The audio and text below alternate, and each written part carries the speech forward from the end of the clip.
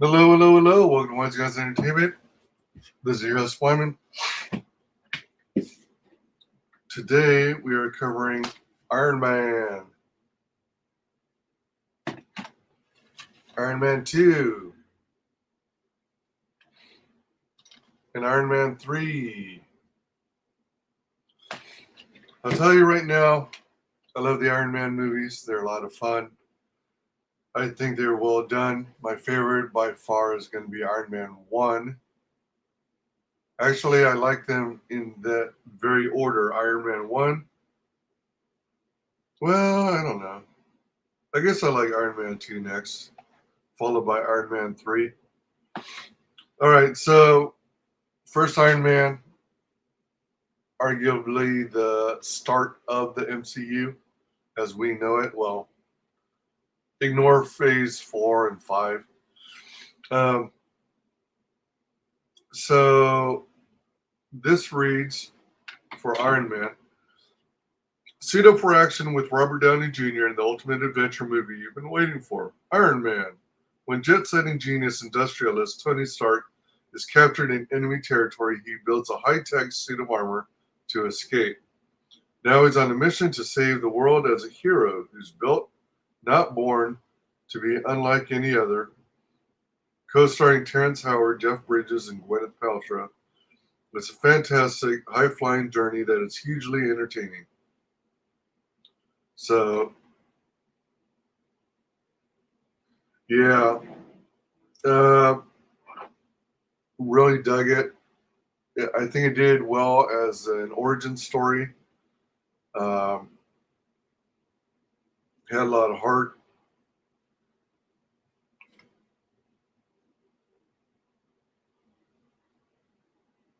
Terrence Howard does a pretty good job as Rhodey. Oh wait, hold on. Is that right? Because yeah, because he gets replaced by Don Cheadle. So he does a good job. Supposedly, after Iron Man 1 came out, uh, he demanded more money to do Iron Man 2. And I guess it was too expensive for their budget at the time, so they replaced him with Don Cheadle. And the rest is history. Um, very cool. I particularly enjoyed how he started in the caves, coming up with an idea how to disassemble um, weapons, rockets, and stuff, and build it into through, I guess, recycling, if you will, it into the very first Iron Man suit, classic Iron Man, and it's pretty amazing going from that original model and then going on the Mark II, 3, 4, what have you, into something that looks as sleek in design and everything as the one he built later. Um, pretty dang good. I love Gwyneth Paltrow. I think she did a perfect job as Pepper Potts. Um, I also like the the growth. So there's this ongoing phrase that people use in a lot of their videos when they're covering Iron Man related stuff, and that he always learns from his mistakes. So after he did the original arc reactor for his first, after he did the arc reactor for his first, um, whatchamacallit, Iron Man suit, he gradually made it smaller and the arc reactor smaller and smaller and smaller, and that was pretty sweet. Yeah, so it it had a sequence. It wasn't like super rushed through, but it had a sequence where he was doing all these tests as he was constructing the Iron Man suit. And thank goodness he has all the money he has, because otherwise he wouldn't be able to fund his projects for all that long. And then he goes and continuously improves upon his previous designs until he has built up this substantial collection of Iron Man suits. Um, Very end of the movie, during a press conference, and after he has, after all the hoopla about whether Iron Man and the technology should be governed by the government, uh, and all that stuff, it Tony Stark holds a conference to ultimately announce that he is Iron Man, and then the movie cuts from there. And that, at first, I thought that it was going to mess up with the whole idea that superheroes should have a secret identity. But in the case with Iron Man, I guess that would be an exception. Well, it works in this case for the movie, but at the same time, just as Batman's a billionaire or trillionaire or what have you, he still tries to conceal his identity because his whole thing is all about the symbolism and spraying fear in criminals' uh, minds. Iron Man, on the other hand, he's going to go around helping save the world. The main reason he might not want to share his identity, his real identity, is to protect those he loves from danger, from harm. But yeah, Iron Man, very cool. And my favorite out of the trio. Iron Man 2.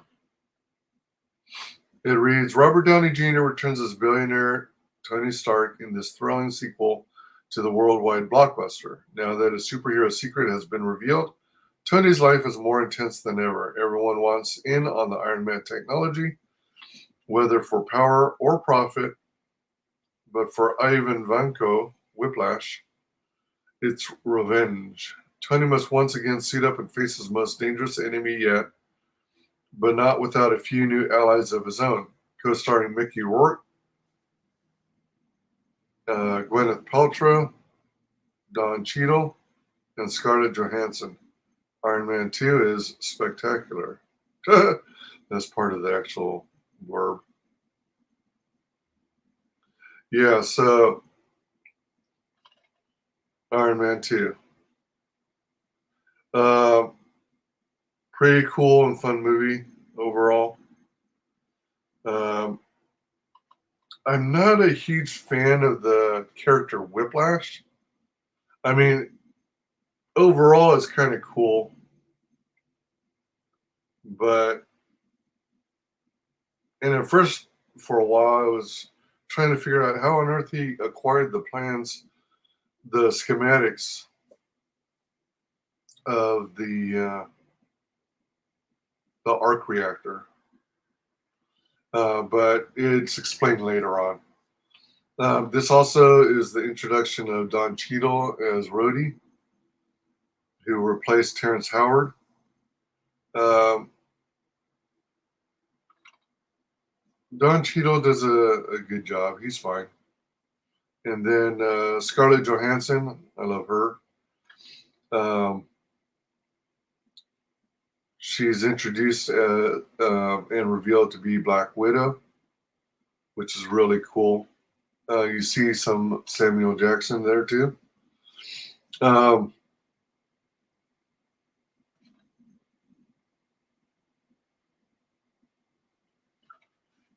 so even though Whiplash wasn't my favorite villain or enemy, um, I'm glad they at least had two pretty cool battles in the movie.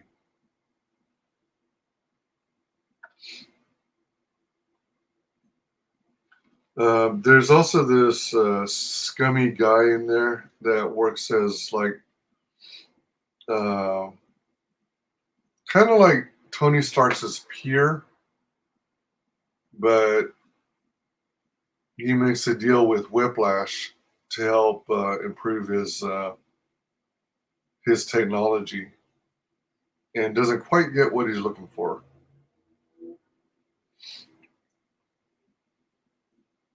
So although they got it all to work and everything, I didn't care much for that character either.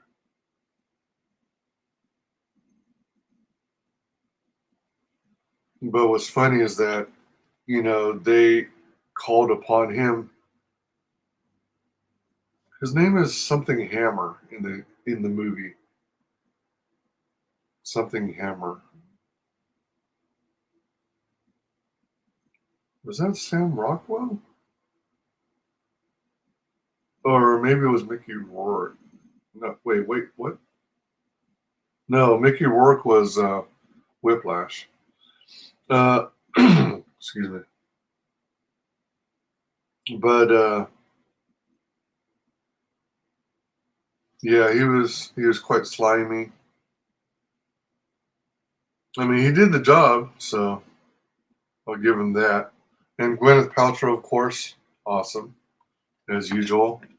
I really like her as Pepper Potts, and I recommend watching these three movies all back to back, so you can enjoy the succession and the growth of Tony Stark as Iron Man, and the growth of his relationship with Pepper Potts, the Gwyneth Paltrow character. Iron Man 3.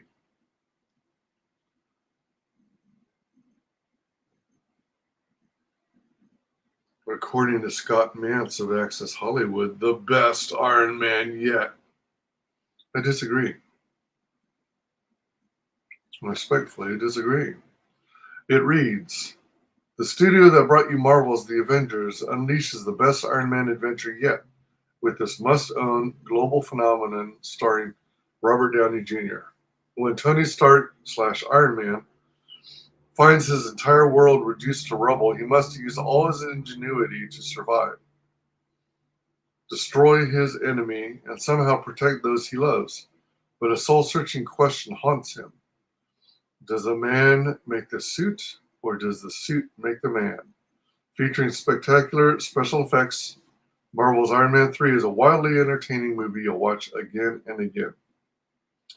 Um,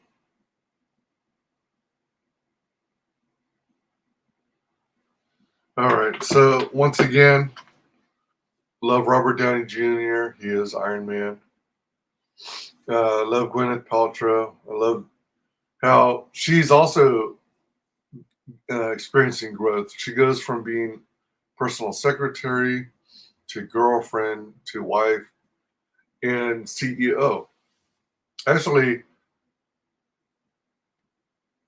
I don't think she becomes a wife until Avengers, is it? Or maybe Avengers Age of Ultron? But she becomes CEO in Iron Man 3, CEO of Stark Enterprises. Excuse me, because Tony Stark doesn't want to have to deal with the day-to-day uh, running of the company, and he wants to focus on tinkering with his projects. Excuse me. And then you get to see more Iron Man suits, which are pretty cool. And then, wait, who's this guy? Oh, that's right. Man, Guy Pearce. Guy Pearce reminds me so much of. It makes me think of Brad Pitt for some reason. I kept thinking I was watching Brad Pitt when I was watching the movie and Ben Kingsley. All right, so I think this might be the least of my favorites. Uh, I still enjoyed it. You know, they did a good job. One of the things I didn't like is in the movie uh, when he's trying to figure out how he's going to handle the Mandarin. The he makes a proclamation, uh, or on television that if you want to fight me, let's fight. Come to my address at such and such, such and such. And he literally reveals his address to his beautiful penthouse slash lab and whatnot. And obviously, the enemies take him up on that offer and demolish his building. Excuse me. I felt that was gross negligence. I guess that might also be character building for Tony Stark to show that he is flawed, he makes mistakes, he's a little too full of himself at times. Um, then you've got Rhodey trying to keep things calm from the government perspective. Uh, Rhodey ultimately becomes uh, Iron Patriot. Guy Pearce is this character who tried to work with Tony Stark uh, many years ago and discover, to make scientific leaps and bounds. The meeting never happened, so Guy Pearce comes into the limelight with newer technologies and advancements, and also with it, kind of a lethal drug sort of thing, and people get addicted to the stuff, and it helps them survive, but it also turns them into potential human explosives. Excuse me. And that is tied with Ben Kingsley's character, who plays as the Mandarin. And I'll tell you now that, full disclosure, I know nothing about the Mandarin character, um, but I thought it was kind of a stupid idea for Ben Kingsley to actually be like a theater trained actor who's playing a part, uh, who's getting paid to pretend to be a terrorist, working with Guy Pearce. I just kind of hope that the Mandarin would be a villain unto himself, have his own thing going on, have his own agenda, and reasons for wanting to take out Iron Man. But that wasn't to be the case. And this is also the movie where Tony Stark learns that it's getting harder and harder to protect those he cares for, specifically Pepper Potts. Um,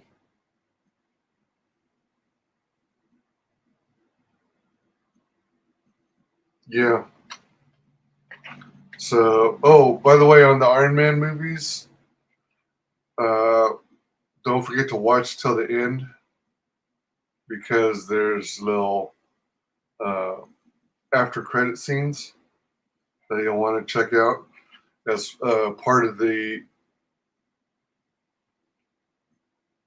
story behind the Avengers. So, pretty cool. And that is Iron Man, Iron Man 2, and Iron Man 3. Thanks for joining me on today's episode of Movie Nuggets. We'll see you on the next video. Bye.